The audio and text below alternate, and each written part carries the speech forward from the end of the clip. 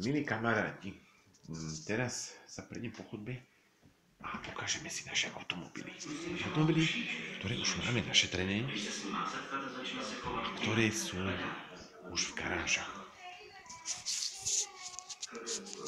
Takže začneme s touto. A hneď sa pozrieme, o čo už ide. Takže všimneme si, a že to je jedno, však ako ide po ulici, čo sa bojí, že vidieť niečo. No, a že všimnite si tohoto automobilu. Ja ho chcem vtisnať do omiek, aby tam bolo celé nič. Toto je zatiaľ jediné v tejto kolekcii. A mám ho rád.